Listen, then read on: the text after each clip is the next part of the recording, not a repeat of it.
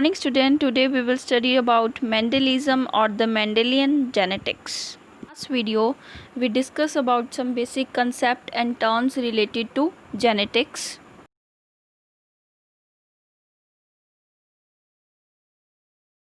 Last video में हमने discuss किया था ट्रेट्स के बारे में। तो आप बताओ कि ट्रेट्स इनहेरिट कैसे होते हैं।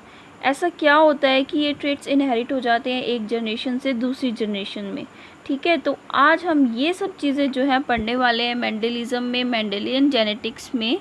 पूरी प्रोसेस जो है इनहेरिटेंस की वो हम मेंडलिज्म और मेंडेलियन जेनेटिक्स है क्या। Genetics given by the Mendel is termed as Mendelian genetics. Genetics जो मेंडल ने दी थी उसको मेंडेलियन जेनेटिक्स बोलते हैं। इसके अंदर क्या कुछ आ जाएगा, जो भी एक्सपेरिमेंट मेंडल ने परफॉर्म की वो सब, description of the mechanism of hereditary process, जो उसने हेरिडिटरी प्रोसेस बताई कि कैसे करेक्टर्स और ट्रेट्स जो है इनहेरिट होते हैं, उसका पूरा मैकेनिज्म का डिस्क्रिप्शन, एक्सपेरिमेंट्स जो उसने प्रिंसिपल्स दिए वो सब। तो इन सब को कंबाइंड हम जो स्टडी करने वाले हैं वो हम किस में स्टडी करेंगे, मेंडलिज्म में और मेंडेलियन जेनेटिक्स में। सो लेट अस स्टार्ट कि मेंडल ने अपना वर्क जेनेटिक्स के ऊपर कैसे स्टार्ट किया। Even in ancient days people have some idea about inheritance of character and variation. They exploited the variation that were present in wild population of plants and animals by selectively breeding them, and even though they selected the organism that possesses desirable character. But उस time पे लोगों को इनका scientific basis नहीं पता था कि जो वो ब्रीडिंग हो रही है, जो एक्सपेरिमेंट्स वो कर रहे हैं, डिज़ायरेबल करेक्टर्स प्रोड्यूस हो रहे हैं, ऑर्गेनिज्म वो सेलेक्ट कर रहे हैं, लेकिन इन सब चीज़ों के पीछे साइंटिफिक बेसिस क्या है, ये जो फिनोमिना है, ये सब was brought into light by Mendel. He conducted hybridization experiment on garden pea for 7 years and proposed the laws of inheritance in living organism. 7 years तक इन्होंने garden pea पे experiment किया और फिर इन्होंने laws दिए inheritance के, and he was the first person to apply mathematical logics to the problems of biology.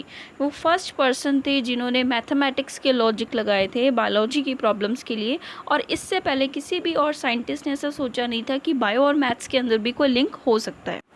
Mendel को फादर ऑफ जेनेटिक्स भी बोलते हैं। इनका जो हिस्टोरिकल एक्सपेरिमेंट था पी प्लांट पे वो स्टार्ट हुआ था 1856 के अंदर, and it continued for 7 years till 1863, and the result of his experiments were published in a science journal. एक साइंस जर्नल में इनके जो रिज़ल्ट थे एक्सपेरिमेंट के वो पब्लिश हुए थे, और इन रिज़ल्ट को पब्लिश किया था natural history society of Bruno ने। और एक पेपर पे जो इनका पब्लिश हुआ है, इस जर्नल के अंदर जो पब्लिश हुआ है वो एक्सपेरिमेंट इन प्लांट हाइब्रिडाइजेशन इस नाम से पब्लिश हुआ था। Mendel was unable to get any popularity, मतलब उन्होंने इतना वर्क किया लेकिन फिर भी उस टाइम पे उनको कोई पॉपुलैरिटी मिली नहीं। No one understood of him, किसी ने उनको समझा नहीं। He died in 1884 without getting any credit of his work. उन्होंने वर्क जो किया उनको कोई क्रेडिट नहीं बना।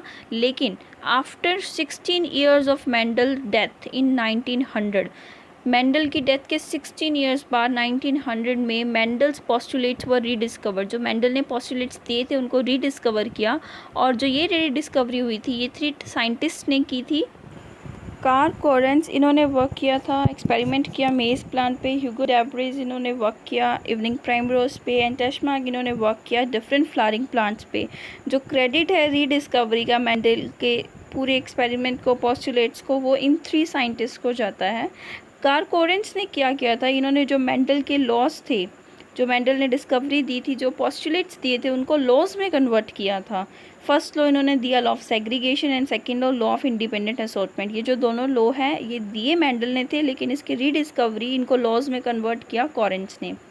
सेकेंडली जो ह्यूगो डेब्रिज थे उन्होंने क्या किया था कि जो मेंडल का वर्क है उसको रिपब्लिश किया फ्लोरा मैगजीन में इन 1901। देखिए मेंडल का जो वर्क है वो उसने पब्लिश कर दिया था 1865 में, लेकिन for several reason it was remained unrecognised till 1900। वो जो बहुत सारे रीजंस की वजह से उस टाइम पे उनको रिकॉग्निशन नहीं मिला। इसके बहुत सारे रीज़न हैं, वो रीजंस अब हम डिस्कस करेंगे।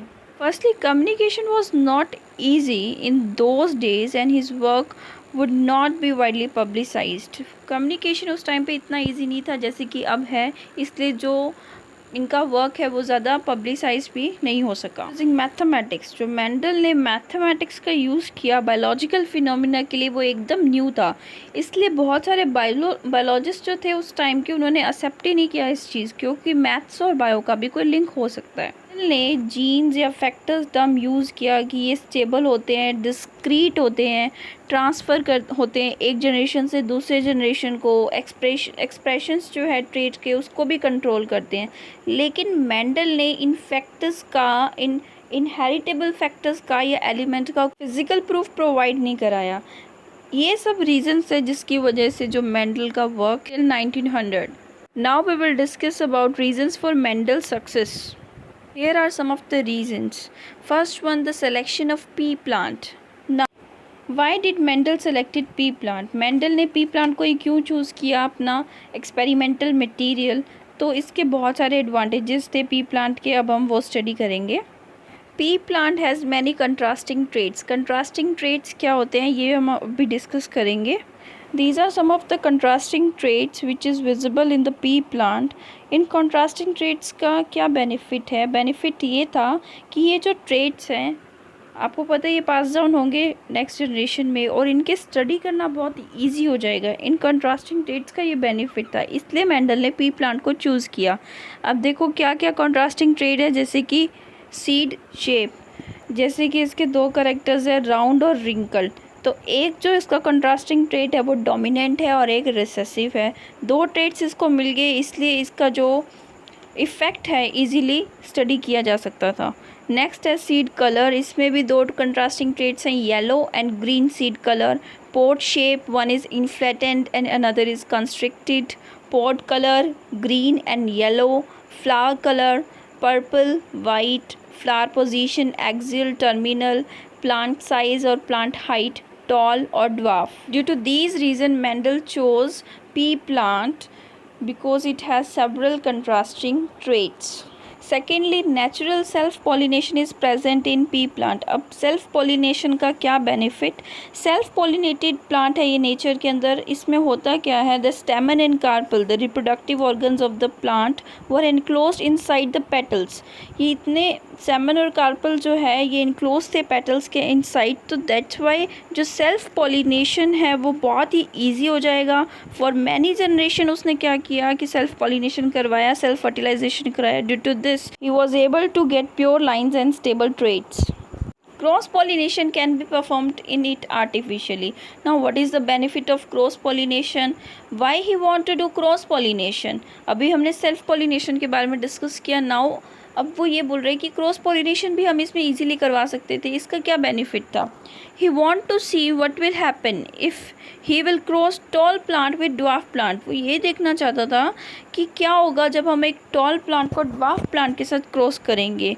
That's why he did cross pollination and with P plant cross pollination was also quite easy. We will discuss about cross pollination in Mendel's technique. Mendel की टेक्निक के बारे में जब हम बात करेंगे वहाँ हम क्रॉस पॉलिनेशन के बारे में डिस्कस करेंगे कि इसने क्रॉस पॉलिनेशन क्यों कराया और उसका क्या बेनिफिट था। Next advantage of selecting pea plant was that pea plant is an annual plant with short life cycle of about 2 to 3 months. इसका जो लाइफ साइकिल है वो 2 to 3 months है, तो faster one generation over and next generation come up also faster. एक generation बहुत जल्दी ख़त्म हो जाएगी और नेक्स्ट जनरेशन जल्दी आ जाएगी। So it was better for experimentation and large number of offsprings can be analyse within a short period of time. और बहुत ही शॉर्ट पीरियड ऑफ टाइम में हम लार्ज नंबर में ऑफस्प्रिंग्स को एनालाइज भी कर सकते हैं। Next one is it's easy to cultivate for one generation to next generation. एक जो पी प्लांट है इसको हम इजीली कल्टीवेट कर सकते हैं, और अगर मेंडल कोई ऐसा प्लांट चूज़ करता जिससे कल्टीवेट करने में बहुत ज़्यादा टाइम लगता तो वो इतनी जनरेशन्स को स्टडी भी नहीं कर पाता और इन पूरे टाइम पीरियड को, पूरे एक्सपेरिमेंटेशंस को काफ़ी टाइम लग जाता। इसलिए मेंडल ने पी प्लांट को चूज़ किया। It was best suited for his experiment. तो अभी हमने डिस्कस किया कि मेंडल ने पी प्लांट को क्यों सेलेक्ट किया। सेकेंडली, मेंडल ने मैथ्स एंड स्टैटिक्स को यूज़ किया बायोलॉजिकल प्रॉब्लम्स को सॉल्व करने के लिए। उस टाइम पे तो किसी ने इसे एक्सेप्ट नहीं किया कि मैथ्स को आप कैसे यूज़ कर सकते हो, but actually that was the main reason for the Mendel success. selection of material. Secondly, the use of maths and statics. Third, study of one or two characters at a time. जो Mendel के predecessors थे उन्होंने क्या किया था, एक time पे बहुत सारे करेक्टर्स को कंसीडर किया, जिसकी वजह से जो वो एक्सपेरिमेंट था वो पूरा अच्छे से कंप्लीट नहीं हो पाया। और मेंडल ने क्या स्टडी किया, सिर्फ एक या दो करेक्टर की स्टडी की एक टाइम पे। Last but not the list, Mendel quantitatively analyse the inheritance of qualitative character. Mendel ने क्या किया, जो क्वालिटेटिव करेक्टर्स थे उनका क्वांटिटेटिव एनालाइज किया। अब क्वालिटेटिव और क्वांटिटेटिव कैसे, क्वालिटेटिव करेक्टर हो गया जैसे कि प्लांट की हाइट, उसके दो ट्रेड्स हैं टॉल और ड्वार्फ, क्वालिटेटिव करेक्टर है। लेकिन जब उन्होंने इसका रेशो निकाला, फिनोटिपिक रेशो अलग, जीनोटिपिक रेशो अलग, तो इन्होंने क्या किया, क्वांटिटेटिव एनालाइज किया। दैट इज़ कि Mendel choose quantitative analysis of qualitative characters. So these were some of the reasons for the success of Mendel. Now we are discussing about Mendel's technique, that what actually Mendel did. Firstly, he selected pure plants. Second, he did hybridization of pure plants. And third, he did selfing of hybrid. Okay, and he developed a technique called emasculation and bagging for hybridization in plants. Now what is this emasculation and bagging? Flowers of pea plants are actually bisexual. In this method, one considered it as a male and another one as female. So what he did, actually the stamens of the plant which is used as females were removed. This is called emasculation. इसने क्या किया, जो स्टैमेंस थे उसको plant से remove कर दिया। इस प्रोसेस को हम बोलेंगे इमेस्कुलेशन। इमेस्कुलेशन इसलिए किया टू प्रिवेंट सेल्फ पॉलिनेशन ना हो, इसलिए उसने इमेस्कुलेशन टेक्निक का यूज़ किया। और उसके बाद जो इमेस्कुलेटेड फ्लावर था उसने उसको एक बैग से कवर किया, इसे हम बोलेंगे बैगिंग। तो जो टेक्निक मेंडल ने यूज़ की थी वो क्या थी, इमेस्कुलेशन एंड बैगिंग। अब बैगिंग उसने क्यों की, ताकि वो कंटेमिनेशन होने से रोक सके। And mature pollen grains are collected from male plants and spread over emasculated flower.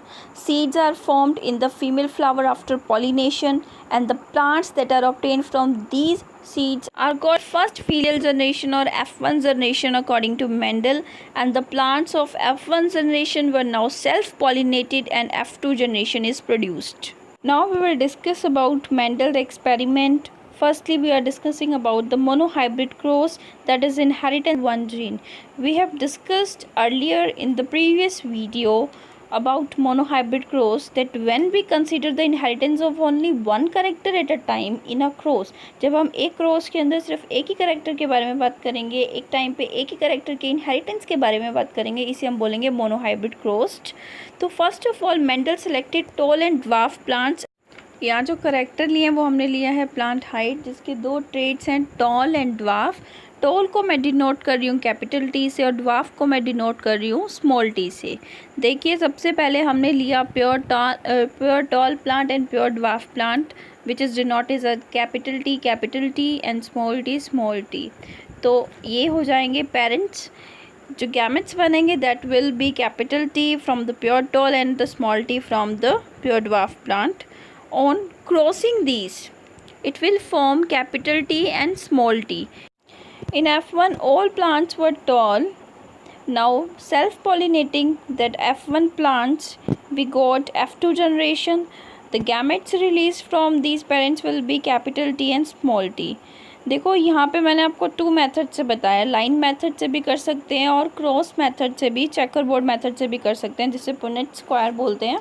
The representation of generations to analyze in the form of symbols of square.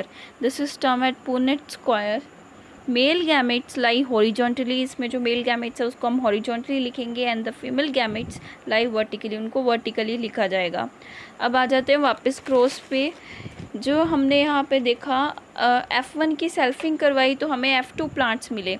इसमें देखिए हमें 3 तो टॉल प्लांट्स मिले हैं और 1 ड्वार्फ प्लांट मिला है। अगर हम फिनोटाइप की बात करेंगे तो जो ये ड्वार्फ प्लांट हमें मिला, out of 4 1 dwarf plant is seen, but ये जो ड्वार्फ प्लांट था ये F1 जनरेशन में प्रेजेंट नहीं था। तो this was surprising for Mendel because F1 के अंदर जो सभी प्लांट्स थे वो सभी टॉल थे। तो जब F1 के सारे प्लांट्स टॉल थे तो हमें ड्वार्फ प्लांट्स कैसे मिल सकता है? So this was surprising, but हम ये कंक्लूड कर सकते हैं कि जो ड्वार्फ करेक्टर्स थे वो हिडन थे somewhere in the F1 generation, लेकिन वो अपना एक्सप्रेशन शो नहीं कर पाए डोमिनेंट करेक्टर की प्रेजेंस की वजह से, और ये एक्सप्रेस हुए F2 जनरेशन के अंदर। तो फिनोटिपिकल रेशियो क्या आ जाएगा? 3:1, that is 3 tall and 1 dwarf plant. Now let's talk about genotype, that is genotypical ratio. Genotype क्या होता है? जब हम इंटरनल उसका जेनेटिक कंपोजिशन की स्टडी करते हैं, यहाँ पे हमारे पास क्या है? 1 प्योर टॉल, 2 इम्प्योर टॉल या hybrid toll and 1 pure dwarf. तो जीनोटिपिक रेशियो क्या हो जाएगा? 1:2:1। एक बार फिनोटाइप को दोबारा देखिए, इसमें टॉल और ड्वार्फ का रेशियो 3:1। अगर हम परसेंटेज में बात करेंगे तो 75% जो प्लांट्स थे वो टॉल थे एंड 25% वर ड्वार्फ। प्रोबेबिलिटी की बात करेंगे तो 3/4 रेशियो 1/4। नाउ जीनोटाइप की बात करेंगे तो real ratio was 1:2:1 as we have already discussed. And um percentage की बात करेंगे तो 25% प्लांट्स जो थे वो प्योर टॉल थे, 50% प्लांट्स जो थे वो हाइब्रिड टॉल थे यानी इम्प्योर टॉल थे, एंड 25% क्या थे? ड्वार्फ थे। मेंडल के मोनोहाइब्रिड क्रॉस से हम क्या क्या कंक्लूजन निकाल सकते हैं? दैट F1 जनरेशन के अंदर जितने भी प्लांट्स थे वो सब क्या थे? टॉल। और जो ड्वार्फ ट्रेट था वो भी प्रेजेंट था F1 में, लेकिन वो हिडन था, जो अपना एक्सप्रेशन शो नहीं कर पाया। वो हमें कैसे पता चला कि वो हिडन था? क्योंकि F2 जनरेशन के अंदर वो अपना एक्सप्रेशन शो कर रहा था। सेकेंडली हम ये बोल सकते हैं कि F2 जनरेशन के अंदर 25% प्लांट्स क्या थे? शॉर्ट थे एंड 75% प्लांट्स क्या थे? टॉल थे। मेंडल ने इन सब से एक और चीज़ कंक्लूड की थी कि ऐसी कोई तो चीज़ है, that is something was pass from one generation to the next. ऐसी कोई चीज़ है जो एक जनरेशन से दूसरी जनरेशन में पास डाउन हो रही है, और इसको मेंडल ने नाम दिया था इनहेरिटेंस फैक्टर्स और एलिमेंट्स, जिसके बारे में हम डिस्कस किया था लास्ट वीडियो में कि जो जीन्स हम बोलते हैं उसको मेंडल ने क्या नाम दिया था? फैक्टर्स और element. That is traits were pass from F1 generation to the F2 generation और from one generation to the next generation without any change. तो हम यहीं से स्टार्ट हुए थे इस क्वेश्चन से कि जो ट्रेट्स होते हैं वो कैसे पास डाउन होते हैं एक जनरेशन से दूसरी जनरेशन से, जो हमने मोनोहाइब्रिड क्रॉस के थ्रू देखा कि जो करेक्टर्स थे वो पास डाउन हो रहे थे। ड्वार्फनेस का करेक्टर जो था वो F1 में प्रेजेंट था, लेकिन वो हिडन था। ये हमें पता कैसे चला वो हिडन था? क्योंकि उसका इफेक्ट 25% प्लांट्स जो थे वो F2 में हमें दिखे। Next video we will discuss about conclusions of monohybrid cross, that is the result of monohybrid cross, या हम बोल सकते हैं जो principles monohybrid cross से हमने derive किए उनके बारे में हम discuss करेंगे। इन principles के कुछ exceptions भी हैं, वो भी हम study करेंगे।